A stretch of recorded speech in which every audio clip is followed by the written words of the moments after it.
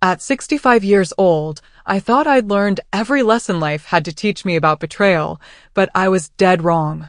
Sometimes the knife in your back comes from the people you love most, and sometimes the only way to stop bleeding is to twist it right back. Before we continue, please subscribe and hit that notification bell. And let us know where in the world you're watching from in the comments. Now, back to my story. My name is Lorraine, and 15 years ago, my world collapsed when my marriage of 28 years ended in the messiest divorce you could imagine. My ex-husband walked away with half of everything we'd built together, leaving me with a pile of legal bills, a broken heart, and a house that felt too big and too empty. But here's what he didn't count on. He didn't break my spirit.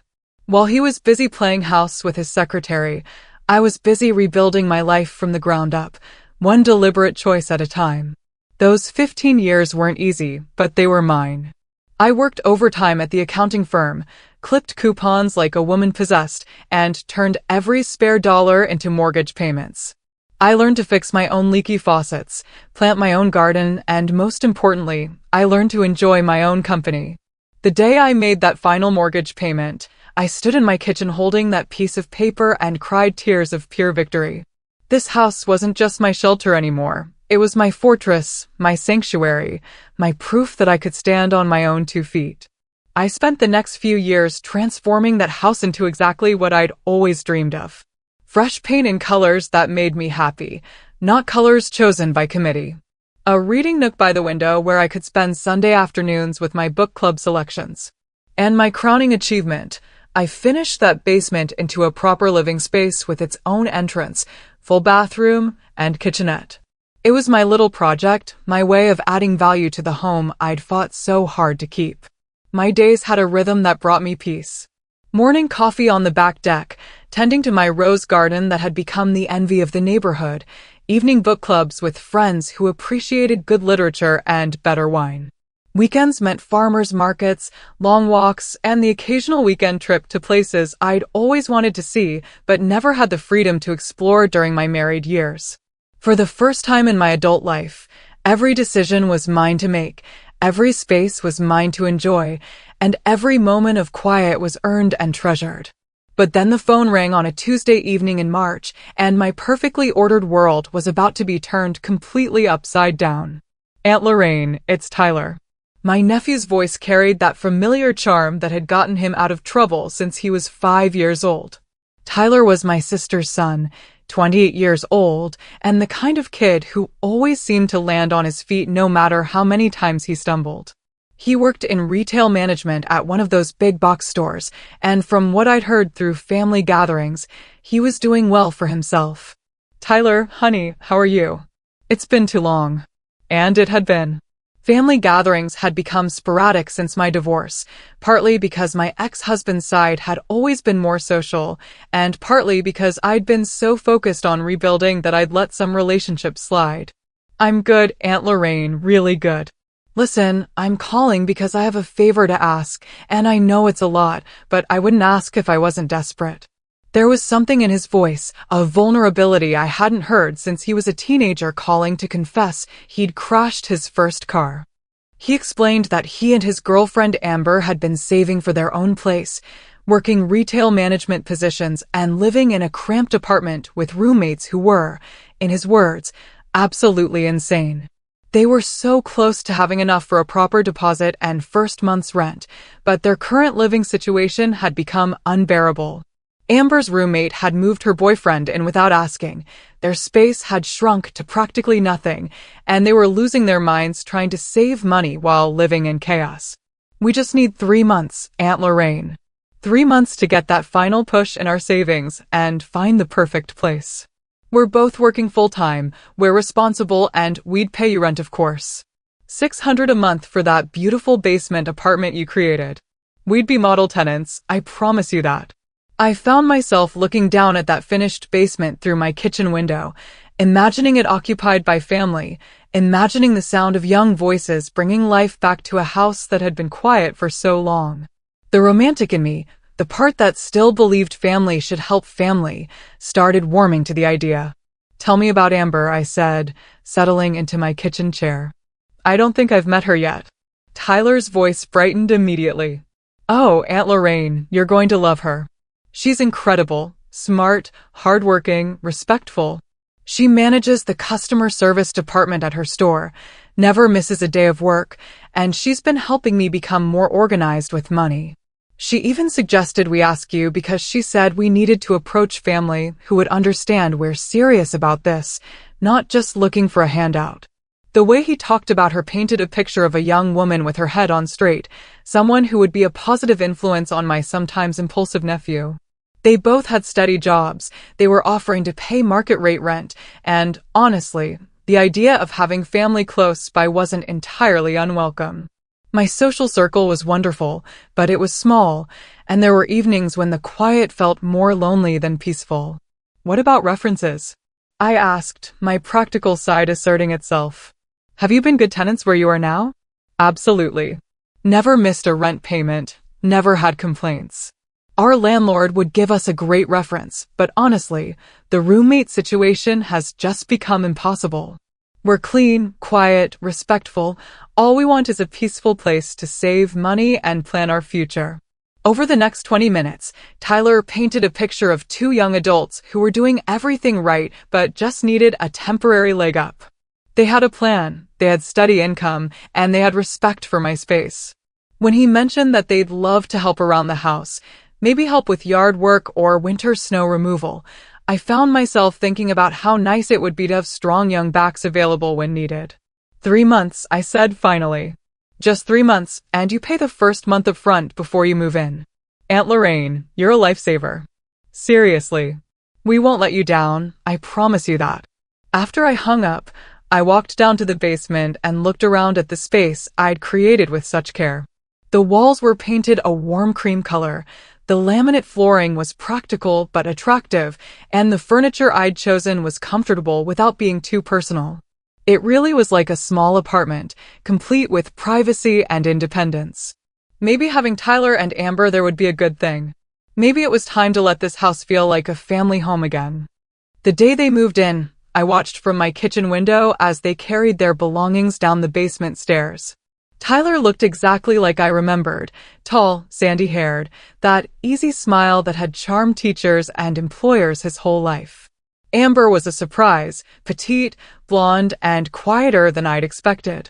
She seemed almost shy when I went down to welcome them, but she was polite and grateful, complimenting the space and promising they'd take excellent care of everything.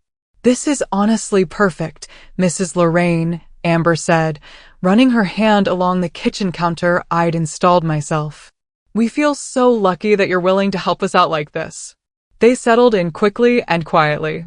The first month was exactly what I'd hoped for. I barely knew they were there. Tyler would wave when he left for work in the mornings, Amber would smile and say hello if we crossed paths in the driveway. They paid their rent on time, kept their space clean, and respected the boundaries we'd established about using the upstairs common areas only when invited. But somewhere around week 5, I started noticing small things that made my accountant's brain tick with unease. My premium coffee, the good stuff I bought as my one daily luxury, was disappearing faster than it should. At first, I thought maybe I was drinking more than usual, but then I realized I was going through a bag every week instead of every 10 days. My milk was vanishing at the same rate, and I found myself making more frequent grocery runs. Then there were the dishes. I'd come down to the kitchen in the morning to find plates and glasses in my sink that I definitely hadn't used. When I mentioned it casually to Tyler one evening, he flashed that charming smile and slapped his forehead dramatically. Oh my God, Aunt Lorraine, I'm so sorry. Amber's been grabbing coffee upstairs in the mornings because our coffee maker is acting up. We didn't think you'd mind, but we should have asked first. We'll replace whatever we've used, I promise. It seemed reasonable enough, and I told myself I was being petty to worry about a few dollars worth of groceries. Family helps family, right? But then I started hearing things that made me pause during my evening routines. Hushed conversations on their deck that would suddenly stop when I stepped outside. Laughter that carried an edge I couldn't quite identify. And once, when I was watering my plants early one Saturday morning, I heard Tyler's voice through their open window talking on the phone. Yeah, we're basically living in paradise here. Aunt Lorraine's got this whole setup, and she's hardly charging us anything. It's like having a house without any of the responsibility." The tone bothered me more than the words. There was something cavalier about it, something that suggested they saw my generosity as their entitlement rather than my kindness. When month 3 arrived and I casually asked about their apartment hunting progress, Tyler's response sent the first real chill down my spine. "Oh, we're still looking, but the market is just insane right now. Everything decent is way overpriced, and we want to make sure we find exactly the right place. Would it be okay if we stayed just a little longer? Maybe another month or 2. 3 months had become 4, and I was starting to understand that their timeline was far more flexible than they'd originally implied. But the moment that changed everything, the moment when my generous aunt facade began to crack, happened on a Thursday night during their 5th month in my basement. I was settling into bed with a book, enjoying the quiet ritual that had become precious to me, when music started pounding through my floor. Not just background music. Not just a television turned up too loud. This was full volume, bass-heavy party music at 10:30 on a work night. I put on my robe and slippers and walked downstairs, my irritation growing with each step. The music was even louder in the kitchen, and I could hear voices, multiple voices, coming from the basement.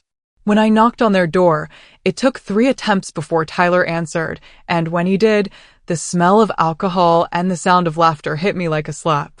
Behind him, I could see at least 6 people I'd never met before crowded into my carefully decorated basement, holding beer bottles and talking loudly over the music. "Tyler," I said, keeping my voice calm but firm, "it's almost 11 on a school night, and this is way too loud." He looked at me like I'd asked him to solve complex calculus, his eyes slightly unfocused in a way that told me he'd been drinking for a while. "Aunt Lorraine," he said, his voice carrying a patronizing tone I'd never heard from him before, "chill out. We're just hanging with some friends. We're young, you know? You probably don't remember what it's like to want to have fun." The dismissal in his voice, the casual disrespect, the implication that my concerns were invalid because of my age, it all hit me like a physical blow. But I wasn't ready for war yet. I was still hoping this was an anomaly, still believing that the Tyler I'd agreed to help was the real Tyler. "I just need you to turn it down and respect that this is my home," I said quietly. "Can you do that for me?" Sure, he said, already closing the door. "We'll keep it down." The music continued until after 2 in the morning.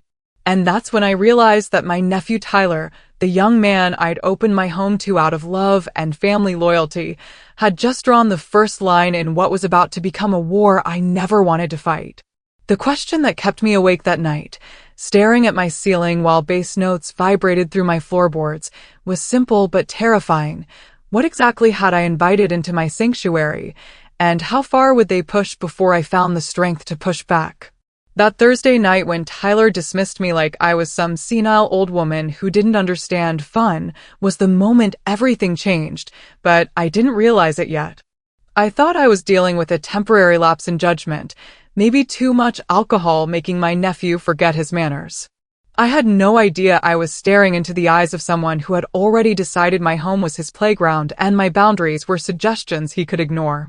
The music finally stopped at 2:17 a.m. I know because I watched every minute tick by on my bedside clock, my body rigid with anger and disbelief. When silence finally fell over my house, I didn't feel relief. I felt something much more dangerous. I felt the first stirring of a rage I hadn't experienced since my divorce, when I realized the man I'd trusted with my life had been systematically betraying me for years. But this time, I wasn't going to be the victim who took months to figure out what was really happening. Friday morning came with the sound of Tyler's car leaving for work, the slam of his door echoing through my house like a challenge. I walked down to the basement, my coffee mug in hand, and surveyed the aftermath of their small gathering. Beer bottle caps scattered across my hardwood floor. Ring stains on the coffee table I'd refinished myself. The smell of cigarettes clinging to my curtains even though smoking was absolutely forbidden in my home. And there, ground into my area rug, were footprints from shoes that had clearly tracked in mud from outside. But it was the empty bottle of my 30-year-old whiskey sitting on their kitchen counter that made my hands shake with fury. That bottle had been a gift from my book club when I'd finally paid off the house, a celebration of independence that had taken me 15 years to achieve. It wasn't just expensive alcohol they'd stolen. It was a symbol of everything I'd worked for, everything I'd built, everything I'd earned through blood and sacrifice. I photographed everything. Every stain, every piece of damage, every sign that my space had been violated. My accounting background had taught me that documentation was everything, and some instinct I couldn't yet name was telling me I was going to need evidence of what was happening here. When Tyler came home that evening, I was waiting in my kitchen with a folder full of printed photographs and receipts. "We need to talk," I said, my voice carrying none of the warmth he was used to hearing from his generous Aunt Lorraine. He walked in with that same easy smile, but I caught the quick flash of calculation in his eyes before he composed his expression into innocent concern. "Aunt Lorraine, you look upset. What's wrong?" I slid the photographs across my kitchen table like evidence in a courtroom. "This is what's wrong. The damage from last night, including this bottle." I placed the receipt for the whiskey next to its photo. $47 for alcohol that was taken without permission from someone who's already letting you live here for half of market rent. He picked up the photos, and I watched his face carefully. No shame. No embarrassment. Just irritation that he was being held accountable. "Look, I'm sorry about the bottle. The guys brought their own beer, but someone wanted something stronger, and we didn't think you'd mind sharing. We'll replace it, obviously. Tyler, this isn't about the money. This is about respect. This is about the fact that you invited strangers into my home without asking, allowed them to smoke inside when you know that's forbidden, and then spoke to me like I was an unreasonable landlord instead of family who's trying to help you." That's when I saw it. The mask slipping just enough to show me what was really underneath. The charming smile faded, and for just a moment, I saw contempt in his eyes. Contempt for me, for my rules, for the authority I thought I had in my own home. "Aunt Lorraine, you're making this into a way bigger deal than it needs to be. We had a few friends over, things got a little loud, and yeah, we probably should have asked about the whiskey. But we're not criminals here. We're family, living in your basement and paying rent like good tenants." The way he said "good tenants" made my skin crawl. Like he was doing me a favor by paying $600 to live in a space worth at least $1,200. Like I should be grateful for his presence in my home. "The 3 months are up next week," I said quietly. "When are you planning to move into your own place?" His expression shifted again, this time to wounded innocence. "Actually, that's something we wanted to talk to you about. The rental market is absolutely insane right now. Everything decent is either way overpriced or gets rented before we can even see it. We were hoping you might let us stay just a little longer while we find something perfect." "How much longer? Maybe 6 more months? Just to really build up our savings and find exactly what we want instead of settling for something we'll regret." 6 more months. 9 months total of what was supposed to be a 3-month favor. I felt something cold settle in my chest as I realized that Tyler had never intended to leave in 3 months. This had always been his plan: get his foot in the door with a sob story and reasonable timeline, then slowly expand his territory until my generosity became his entitlement. "I need to think about it," I said. "Of course, take all the time you need. And hey, about last night, it won't happen again. We'll be more considerate." But even as he said the words, his eyes were already dismissing the promise. I could see it in his posture, hear it in his tone. He was telling me what he thought I wanted to hear while already planning the next party, the next boundary to cross, the next inch to take in his slow-motion invasion of my life. That weekend passed quietly, and I let myself hope that maybe the conversation had reset our understanding. Maybe Tyler had heard the seriousness in my voice and remembered that he was a guest in my home, not a co-owner. I should have known better. The following Friday night, it happened again. But this time, it was worse. I was in bed by 10:30, reading a mystery novel and looking forward to a peaceful weekend, when the music started. Not just loud, louder than the week before, with bass that rattled my windows and voices that carried up through my heating vents. I lay there for 20 minutes, hoping they'd remember our conversation and turn it down on their own. They didn't. I put on my robe and went downstairs, but this time, when I approached the basement door, I could hear something that made my blood run cold. Water running upstairs in my guest bathroom. Footsteps in my living room. The sound of my refrigerator opening and closing. They had invited strangers into my home, and those strangers were treating my entire house like their personal playground. I climbed the stairs and found 3 people I'd never seen before, 2 young men and a young woman, making themselves completely at home in my kitchen. One of them was going through my cabinets looking for snacks. Another was using my expensive wine glasses to pour cheap beer. The third was smoking a cigarette right there in my living room, ash falling onto the carpet I'd steam cleaned just 2 weeks earlier. "Excuse me," I said, my voice sharp enough to cut glass. "This is my home, and you need to leave. Now." The young woman looked at me with bleary, alcohol-glazed eyes and giggled. "Oh, you must be Tyler's aunt. He said you were cool with parties." Tyler said I was cool with parties. Tyler had given these strangers permission to invade every inch of my sanctuary because he decided that my home was his home and my boundaries were negotiable. I marched straight down to the basement, my rage building with every step. The door was propped open, and I could see at least 8 people crowded into the space, music blasting from speakers I hadn't seen before, empty bottles and cans covering every surface I'd carefully chosen and arranged. Tyler was holding court near the kitchenette, animated and loud, clearly several drinks past sober. When he saw me, his expression shifted to that same patronizing smile that had enraged me the week before. "Aunt Lorraine, come join the party. Everyone, this is my awesome aunt who lets us crash at her place. Lets us crash at her place." Like I was some cool relative who enjoyed having my home turned into a fraternity house. Like the rent they sporadically paid gave them the right to treat my sanctuary like their personal entertainment venue. "Tyler, there are strangers in my living room going through my kitchen cabinets. This stops right now." He rolled his eyes, actually rolled his eyes at me in front of his friends, and spoke in the voice you'd use with a particularly difficult child. "Aunt Lorraine, chill out. We're just having fun. You're being really uptight about this. We're young, okay? This is what young people do. You probably don't remember what it's like to want to enjoy life." The casual disrespect, delivered in front of an audience of strangers who were smirking at the crazy old lady, hit me like a physical slap. But it was what happened next that turned my anger into something much more dangerous. Amber, who had been quiet during our previous conversation, stepped up beside Tyler with a smile that didn't reach her eyes. "Maybe you should go back upstairs," she said sweetly. "This really isn't your scene, and you're kind of bringing down the vibe." Bringing down the vibe. In my own home. The home I'd fought to keep, rebuilt from scratch, and opened to them out of family loyalty and generosity.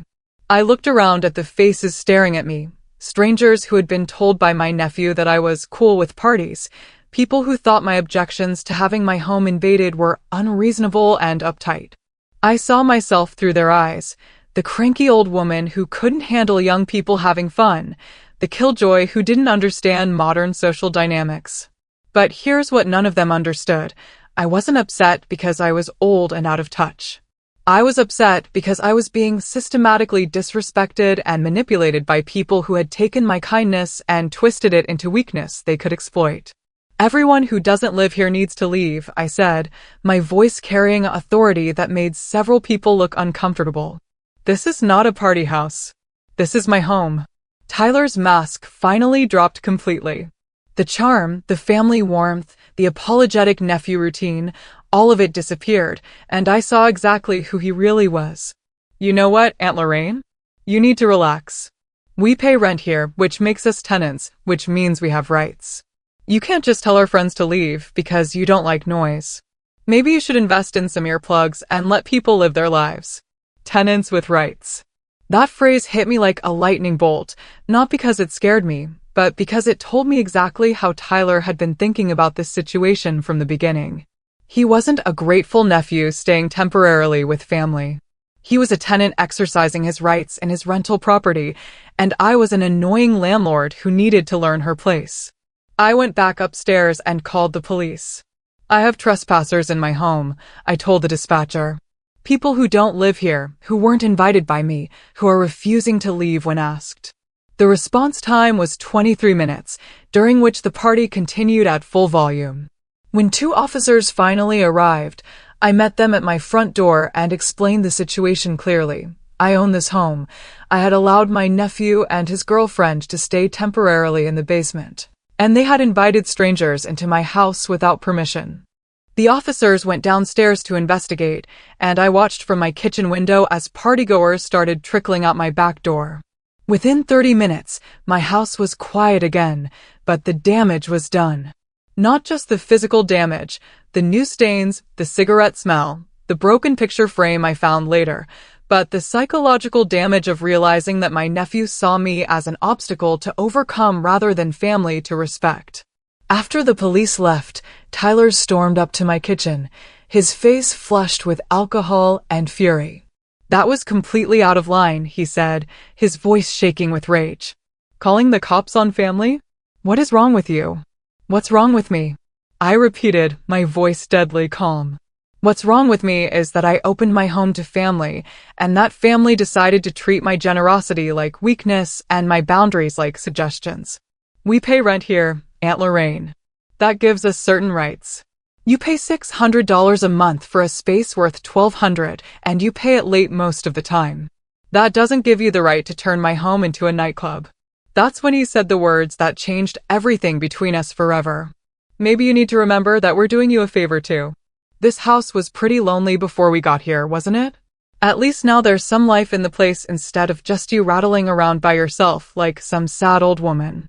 Some sad old woman. Tyler had just told me that my peaceful, carefully constructed life was pathetic, and his chaotic invasion of my space was actually a gift I should appreciate.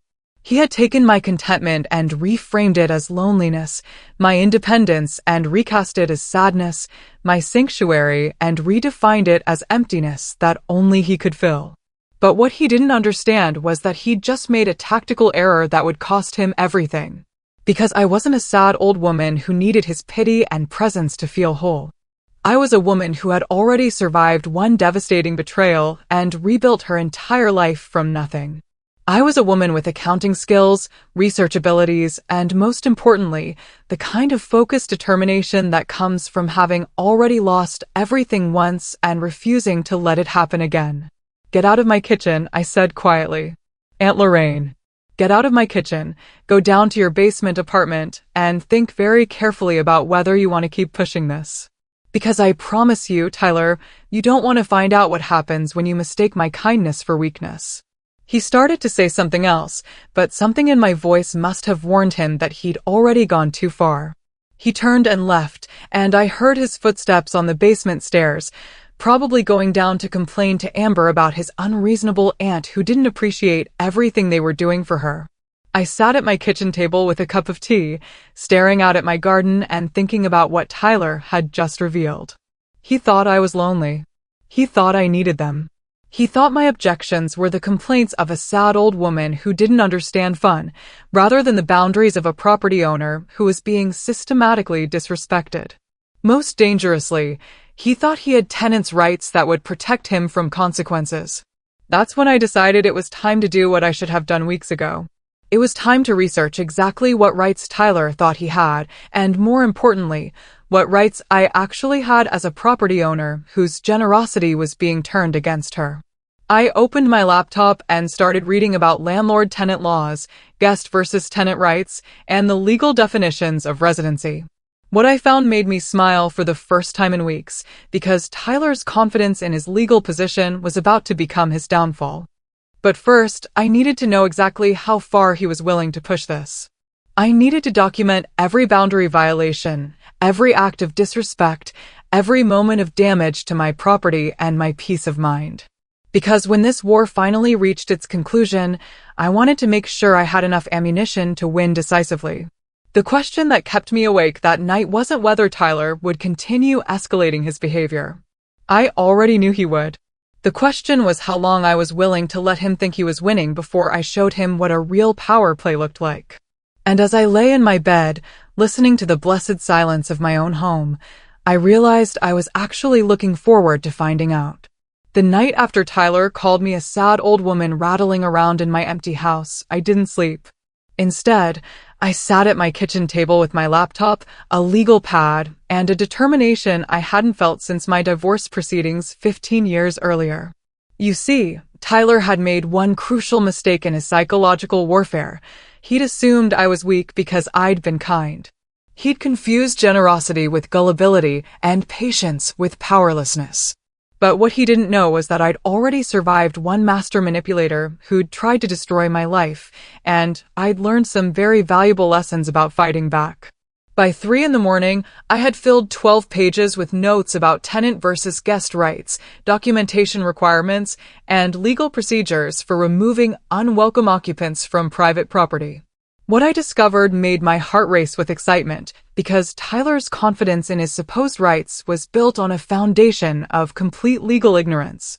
Here's what my research revealed. In my state, someone doesn't automatically become a tenant just because they've been staying somewhere and paying money. True tenancy requires a formal lease agreement, established residency with proper documentation, and legal recognition of landlord-tenant relationship. Tyler and Amber had none of these protections. They were long-term guests who had overstayed their welcome, nothing more and nothing less. But I couldn't just change the locks and throw their belongings on the curb without following proper procedures. Even guests had some protections, and I needed to be absolutely certain I was operating within the law when I made my move. Because make no mistake, I was going to make my move. The only question was when and how. The answer came the following Friday night in the most spectacular fashion I could have imagined. I had driven to my book club meeting that evening with a sense of anticipation I couldn't quite explain. We were discussing a psychological thriller about a woman who discovered her seemingly perfect husband was systematically stealing her identity, and the parallels to my own situation weren't lost on me. During our discussion about the protagonist's eventual revenge, my friend Margaret, yes, another Margaret, but this one was genuinely wise and supportive, made a comment that stuck with me. The beautiful thing about that story, Margaret said, is that the woman didn't just react to his manipulation. She documented everything, planned strategically, and turned his own weapons against him. Revenge served cold is always more satisfying than revenge served hot. I was thinking about those words as I drove home at 9:30 that Friday night, wondering if Tyler and Amber were having another quiet evening or if this would be the weekend they'd test my boundaries again. I got my answer before I even turned into my driveway. My entire house was blazing with lights, and cars were lined up on both sides of my street. Not just a few cars, dozens of them. The bass from whatever sound system they'd set up was so loud I could feel it vibrating through my car windows from half a block away. But it was what I saw when I pulled into my driveway that made my hands shake with pure rage. Tyler was standing at my front door, with a cash box, charging people $10 each to enter my home. He had literally turned my sanctuary into a commercial venue, profiting off my property while treating me like an irrelevant inconvenience. I sat in my car for a full minute, watching strangers stream in and out of the house I'd fought so hard to keep, and I felt something shift inside me. This wasn't just disrespect anymore. This wasn't just boundary violations or family conflict. This was theft. Tyler was stealing my peace, my space, my sense of security, and now he was literally stealing money by using my home as his personal business venture. I called the police from my driveway. "I need officers at my address immediately," I told the dispatcher, my voice steady and calm despite the chaos around me. "There are trespassers in my home. Someone is operating an illegal business on my property without permission, and I believe there may be underage drinking occurring." While I waited for the police, I walked around my house documenting everything. I took photos of Tyler with his cash box, videos of strangers going through my kitchen, pictures of people smoking on my deck and leaving cigarette butts in my flower beds. I recorded the sound levels, photographed the cars blocking my neighbors' driveways, and documented every single violation I could observe. But it was what I found when I finally went inside that broke something fundamental inside me. My living room had been turned into a dance floor, with furniture pushed against the walls and someone's sound equipment set up where my reading chair used to be. My kitchen was destroyed, empty bottles covering every surface, food spilled on my counters, my good dishes being used as ashtrays. Someone had been sick in my powder room and hadn't bothered to clean it up. And worst of all, my bedroom door was standing open with clear evidence that strangers had been in my most private space, probably looking for a bathroom or just exploring the house like it was their right. But the moment that crystallized my resolve, the moment when I stopped feeling hurt and started feeling powerful, was when I overheard a conversation between Tyler and one of his friends near my kitchen. "Dude, this setup is genius," the friend was saying. "You're making bank just off cover charges, plus your rent is basically nothing. How long can you keep this going?" Tyler laughed, and the sound made my skin crawl. "As long as I want, man. Aunt Lorraine can't kick us out. We've been here 8 months, we pay rent, we have tenant rights. She's stuck with us until we decide to leave." Tenant rights. There was that phrase again, spoken with such confidence and arrogance. Tyler genuinely believed he had legal protection from consequences, and he was planning to use my generosity and family loyalty to continue exploiting me indefinitely. That's when I smiled for the first time in weeks, because Tyler's ignorance about his legal situation was about to become his destruction. The police arrived with 3 cars and 6 officers, which tells you something about the scope of the chaos Tyler had created. I met them at my front door with my folder of documentation and a clear, factual explanation of the situation. "Officers, I own this home. 8 months ago, I allowed my nephew and his girlfriend to stay temporarily in my basement as guests while they saved money for their own place. Tonight, I came home to find they've turned my house into an unauthorized commercial venue, charging admission to people I've never met and allowing trespassers throughout my private property." The lead officer, a woman about my age with kind but no-nonsense eyes, took notes while I explained the situation. When I showed her the photos of Tyler collecting money at my door, her expression hardened. "Ma'am, do these individuals have a formal lease agreement with you?" "No, they don't. They're guests who have overstayed their welcome and are now operating what appears to be an illegal business on my property. We'll need to clear the premises and speak with everyone involved." What happened next was like watching dominoes fall in the most satisfying pattern imaginable. The officers went through my house systematically, checking IDs, questioning people about why they were there, and documenting the damage. Tyler tried to argue with them about his rights, but his confidence crumbled quickly when they asked to see his lease agreement and residency documentation. Within an hour, every single party guest had been removed from my property. Several received citations for underage drinking, others for public intoxication, and Tyler himself received a ticket for operating an unlicensed business on residential property. But the most beautiful moment came when the lead officer pulled Tyler aside for a conversation I could hear from my kitchen. "Son, you need to understand something. You're not a tenant here. You're a guest who has worn out your welcome, and if the property owner wants you gone, you need to make arrangements to leave." "But we pay rent," Tyler protested. "We have rights. You have the rights of a guest, not a tenant. No formal lease, no legal residency, no protection from removal. I'd suggest you start making other living arrangements." After the police left, my house felt like a crime scene. The damage was extensive: broken furniture, stained carpets, holes in my walls where someone had apparently tried to hang decorations. The smell of cigarettes and spilled alcohol permeated everything I'd worked so hard to make beautiful. Tyler and Amber had disappeared during the police investigation, probably too embarrassed and angry to face me immediately. But I knew they'd be back, and I knew Tyler would be furious about his humiliation in front of his friends. I spent Saturday morning documenting every piece of damage, researching restoration costs, and calculating the value of my stolen alcohol. The total came to $4,300, not a fortune, but substantial enough to make my point. I also spent time on the phone with my lawyer, a sharp woman named Diana, who had helped me through my divorce and understood exactly how predators operate. "Lorraine," Diana said after I explained the situation, "you need to understand that Tyler isn't going to leave voluntarily. He's invested too much energy in establishing himself in your home, and people like him don't surrender territory easily. You need to be prepared for escalation." "What kind of escalation?" "Threats, intimidation, attempts to turn your family against you. He's going to paint you as the unreasonable villain who destroyed his housing situation out of petty spite. Are you prepared for that? I thought about Tyler's words from the night before, about me being a sad old woman who should be grateful for his company. I thought about months of disrespect, boundary violations, and systematic exploitation of my generosity. Diana, I said, I survived a husband who tried to steal my house, my savings, and my self-respect. Tyler is an amateur compared to what I've already handled. Saturday evening, they returned.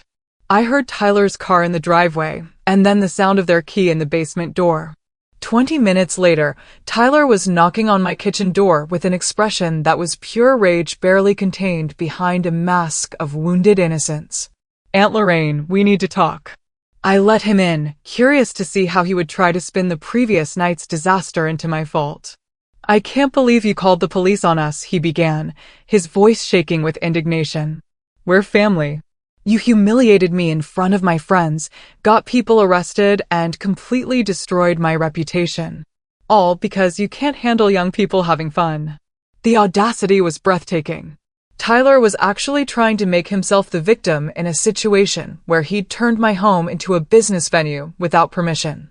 Tyler, you were charging people money to enter my house. You turned my living room into a nightclub. You had strangers going through my bedroom. How exactly is that my fault? We were just trying to cover some expenses. The party got a little bigger than we planned, but it's not like we were hurting anyone. I slid the folder of damage photos across my kitchen table, along with the repair estimates I'd collected that morning. For $1,300, I said calmly. That's the cost of repairing what your party did to my home. Carpet cleaning, wall repair, furniture replacement, stolen alcohol. Not including the emotional damage of having my sanctuary violated by strangers. Tyler's mask slipped again, and I saw the calculation in his eyes as he realized this conversation wasn't going the way he'd expected. Look, things got a little out of hand, but that doesn't mean you need to bankrupt us over it. We'll pay for whatever got broken, but $4,000 is insane. Then you have a choice, I said, pulling out the letter Diana had helped me draft that morning. You can pay for the damages and leave my house within 30 days, or I can pursue this through legal channels and also file a formal eviction notice based on lease violations. We don't have a lease, Tyler said quickly. You said yourself we're guests. I smiled, and I could see him realize he'd just walked into a trap. Exactly. You're guests who have overstayed your welcome and caused extensive damage to my property. Which means I can ask you to leave at any time, with reasonable notice. Consider this your notice. That's when Tyler's composure finally cracked completely. You can't kick us out, he said, his voice rising to nearly a shout. We've lived here for 8 months. We have tenant protections. I'll take you to court if I have to. Please do, I said calmly. I'd love to explain to a judge how my temporary guests turned my home into an unlicensed bar and caused thousands of dollars in damage. I'm sure they'll be very sympathetic to your plight. Tyler stared at me for a long moment, and I could see him finally understanding that his legal position wasn't what he'd thought it was. But instead of accepting defeat gracefully, he decided to try a different approach. Fine, he said, his voice turning cold. But don't think this ends here. I'm going to tell everyone in the family exactly how you treated us. How you threw us out on the street after we tried to help you feel less lonely. How you destroyed my life over a few parties and some spilled drinks. There it was, the threat I'd been expecting. Tyler was going to try to turn my family against me by rewriting history to make himself the victim and me the villain. But I'd been preparing for this move too. Tyler, before you start that campaign, you should know that I've already spoken with your mother. I sent her photos of the damage to my house, along with police reports from both parties. I also sent copies to your grandmother and your Aunt Susan. They're all very interested to hear your side of the story. The color drained from Tyler's face as he realized his narrative control had already been compromised. He'd been planning to tell his version first, to frame the situation as crazy Aunt Lorraine overreacting to normal young adult behavior. But I'd beaten him to it with documentation and evidence. You had no right to involve my family in this. Tyler, you involved our family the moment you decided to exploit my generosity and turn my home into your personal profit center. Every person in our family needed to know what really happened here, not just the version you were planning to tell them. He started to say something else, but I held up my hand to stop him. Here's what's going to happen, I continued, my voice carrying an authority I'd learned during my divorce proceedings. You have 30 days to find other living arrangements and move out completely. You can pay the repair costs voluntarily, or I can pursue them through small claims court along with additional damages for trespassing and unauthorized commercial use of my property. Your choice. Tyler stood there for a moment, his mouth opening and closing like he couldn't quite believe what was happening. Finally, he found his voice. This isn't over, Aunt Lorraine. You're going to regret treating family this way. Tyler, I said gently, family doesn't exploit family. Family doesn't turn generosity into entitlement. Family doesn't call their hosts sad old women who should be grateful for abuse. You stopped being family the moment you decided I was your victim instead of your aunt. He left without another word, and I heard him downstairs with Amber, their voices raised in heated discussion that went on for hours. Sunday morning brought the revenge I'd been expecting. My sister called at 8 a.m., her voice sharp with accusation. Lorraine, what have you done? Tyler called me in tears, saying you've kicked them out on the street over nothing. He said you had them arrested for having friends over, and now you're trying to extort thousands of dollars from them. I'd been ready for this call since Diana warned me it was coming. Sarah, did Tyler mention that he was charging people admission to enter my house? Did he tell you about the $4,000 in damage? Did he explain that he called me a sad old woman who should be grateful he was exploiting my generosity? The silence on the other end told me Tyler's version of events had been significantly edited. I'm sending you photos, I continued. Police reports, damage estimates, everything. Look at the evidence and then tell me if you think I'm overreacting. It took 3 days, but Sarah called back with a very different tone. Lorraine, I owe you an apology. I had no idea how bad things had gotten. Tyler made it sound like you were being unreasonable about noise complaints. Sarah, Tyler is 28 years old. He's not a confused teenager making innocent mistakes. He systematically violated my boundaries, exploited my generosity, and then tried to manipulate our family against me when I refused to accept more abuse. This isn't about being mean to young people. This is about protecting myself from someone who is using me. The next 2 weeks were tense but predictable. Tyler and Amber made half-hearted attempts to find other housing while clearly hoping I'd change my mind. They paid their final month's rent late and with obvious resentment. Tyler tried twice more to guilt me into letting them stay longer, but I'd already moved past feeling sorry for him. The beautiful thing about having clear boundaries is that they make decisions simple. Tyler had crossed every line I'd drawn, violated every agreement we'd made, and shown complete disrespect for my property and my person. There was no amount of family pressure or guilt that could make me forget what he'd revealed about his character. On their final day, I watched from my kitchen window as they loaded their belongings into a moving truck. No goodbye, no apology, no acknowledgement that their behavior had been unacceptable. Just sullen resentment that their free ride was over. But the real victory came 3 months later, when Tyler tried to use me as a rental reference for a new apartment. The potential landlord called me for a recommendation, and I was completely honest about my experience. Tyler didn't get that apartment, or the next one, or the one after that. Word gets around in rental markets when someone has a history of property damage and unauthorized commercial activity. I never did collect the $4,300 in damages, but I didn't need to. Diana helped me file the paperwork to put a lien on any future property Tyler might own, and the threat of legal action was enough to ensure he never contacted me again. Today, as I sit in my peaceful kitchen writing this story, my basement has been converted into an art studio where I paint landscapes and portraits for my own enjoyment. The walls are covered with canvases instead of damage, and the only sounds are classical music and the whisper of brushes on canvas. My book club friends still come over for wine and discussions about strong female protagonists who refuse to be victims. My garden has recovered from the cigarette damage and blooms more beautifully than ever. And every morning when I drink my premium coffee that no one steals, I'm reminded that sometimes the greatest act of self-respect is refusing to let others mistake your kindness for weakness.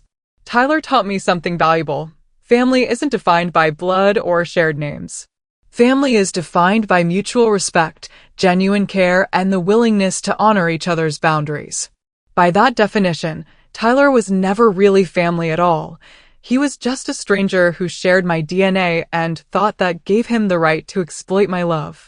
The question I want you to think about as we end this story is this: how many times have you let someone in your life mistake your kindness for weakness?